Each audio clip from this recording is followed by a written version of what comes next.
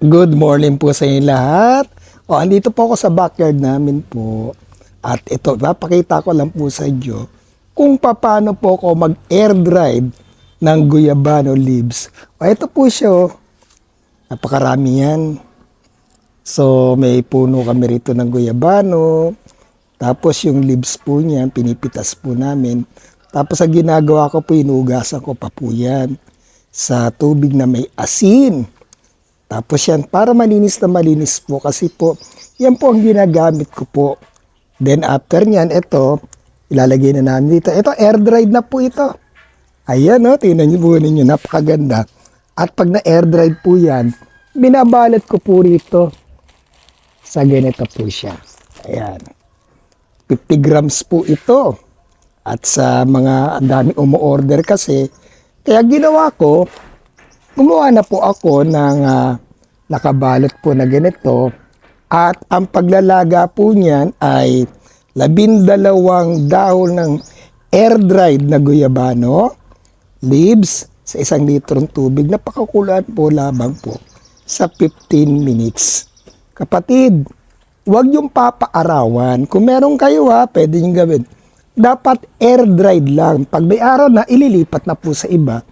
Ngayon dahil ito po ay done na, so mga 3 days na po ito po ay okay na po siya. Kaya ibabalot na po namin kasi ang dami pong nag-order. Talagang dami nag-order po. At kasi po, alam naman natin ang power ng guyabano. Kalikasan po yan. Sabi nga ng Panginoon, ikaw ba'y may karamdaman? Tinan mo kalikasan, makakakita ka ng himala.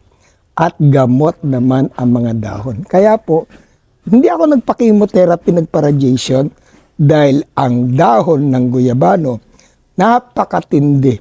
Ang bisa po niyan, that is 10,000 times stronger than chemotherapy. Ano? Ang dami namin alaman dito. At eto, meron din po kami, avocado. Kaya nga po, ako po, marami pang gagawin pa po sa leaves. Avocado leaves. Ayun pa po yung mga avocado po namin. Ayun po. Dami. Malunggay. Ayan po.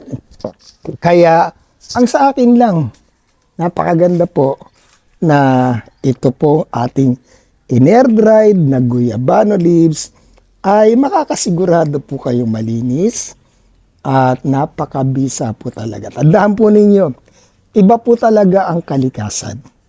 Pagkalikasan po talaga ang gagamitin po natin, napaka-safe po niyan.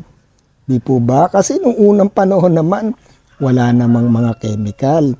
Puro natural, puro organic, walang synthetic.